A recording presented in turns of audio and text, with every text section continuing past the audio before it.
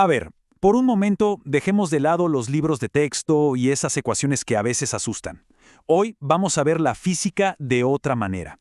No como una materia, sino como una actitud, una forma de hacerle preguntas al universo. Parece una pregunta un poco sacada de la manga, ¿no? Pero la respuesta, créanme, nos revela la esencia de todo esto. Resulta que ambos, una rampa y el cosmos, se rigen por los mismos principios, por la misma forma de pensar. Exactamente.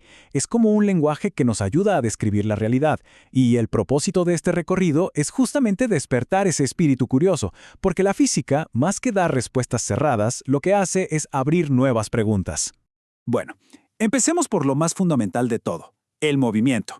Nuestro primer paso no va a ser entender el por qué se mueven las cosas, sino algo más básico, simplemente cómo podemos describirlo con precisión.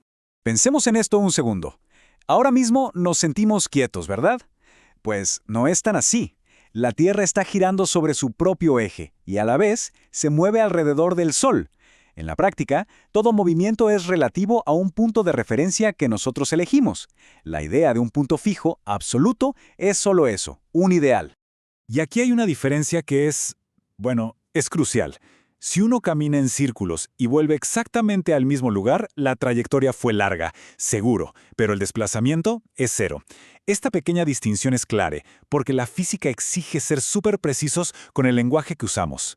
Ah, la ley de la inercia. Es un concepto ideal, casi poético. Imaginen lanzar algo en el vacío perfecto del espacio. Seguiría viajando sin parar, para siempre. Pero claro, aquí en nuestro mundo la realidad es un poquito más pegajosa. Y la gran responsable de que eso no pase es la fricción, la resistencia del aire, el roce con el suelo. Siempre hay fuerzas externas actuando, frenando todo.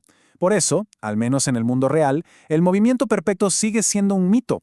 Bien, ahora veamos cómo se construye sobre esta base. Si la cinemática describe el cómo se mueven las cosas, las leyes de Newton empiezan a explicar el por qué. Son, digamos, las reglas de juego del universo, que podemos ver. Son las tres grandes leyes de Newton. La inercia, que es esa tendencia de las cosas a seguir como están.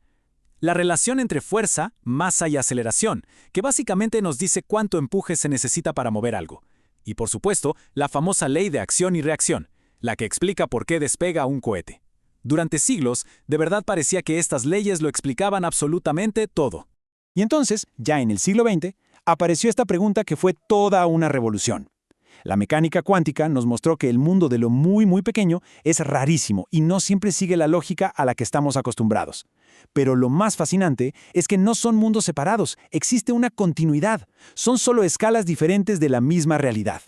Y claro, para poner a prueba todas esas leyes, para ver dónde funcionaban y dónde no, la humanidad desarrolló una verdadera obsesión: medir.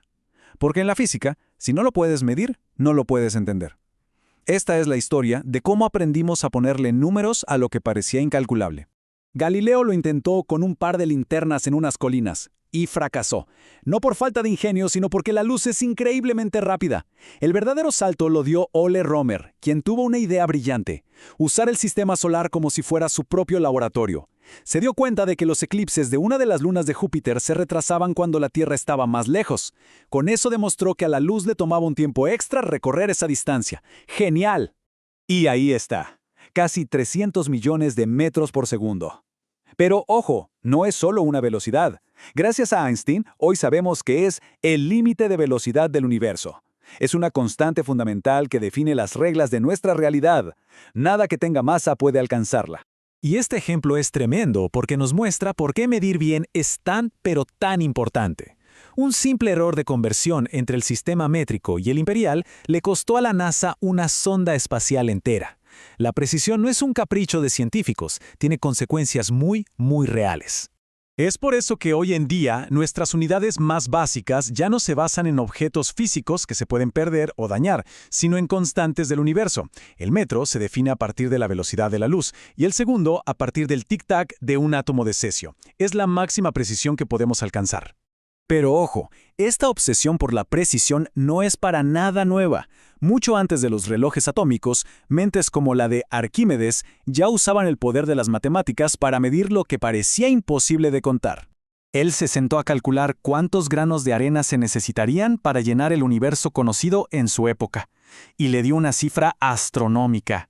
Demostró que hasta lo que parece infinito se puede cuantificar. Si comparamos su cálculo con la estimación actual del número de átomos, nos damos cuenta de que el espíritu es exactamente el mismo. Muy bien, todo esto del universo, los átomos, Arquímedes, pero ¿cómo nos sirve en el día a día? Volvamos a la pregunta del principio, a esa rampa de accesibilidad. Miren, el diseño de algo tan simple como una rampa es física aplicada en su estado más puro. La inclinación no es un capricho, determina cuánta fuerza necesita una persona para subir. Un 12% de pendiente quizá funcione para un tramo muy cortito, pero para una distancia más larga, la física nos dice que la pendiente tiene que ser más suave, un 8 o hasta un 6%, para que sea de verdad accesible. Y aquí es donde la cosa se pone realmente potente. Esos cálculos de fuerza, ángulo y trabajo se transforman directamente en accesibilidad, en dignidad para las personas. Es la prueba de que la física, bien aplicada, es una herramienta para construir una sociedad mejor y más justa para todos.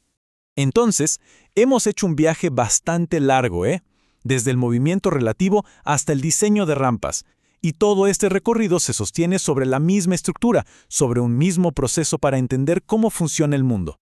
Y esa estructura es el método científico. Desde Romer observando las lunas de Júpiter hasta un ingeniero calculando la pendiente de una rampa, todos siguen estos mismos pasos. No se trata solo de acumular datos, sino de tener un método para hacerle preguntas a la realidad y obtener respuestas confiables. Al final del día, todo se reduce a esto. La física no es un club exclusivo para genios, es una actitud que cualquiera puede adoptar. Se necesita la curiosidad para hacerse la pregunta, el rigor para medir y analizar sin trampas, y la perseverancia para no rendirse a la primera. Así que la invitación es esta. La próxima vez que miren a su alrededor, no se pregunten solo ¿qué es eso? Pregúntense ¿qué ley física está actuando aquí mismo? ¿Podría medirla? ¿Podría ponerla a prueba? Justo ahí, en esa pregunta, es donde empieza la verdadera ciencia.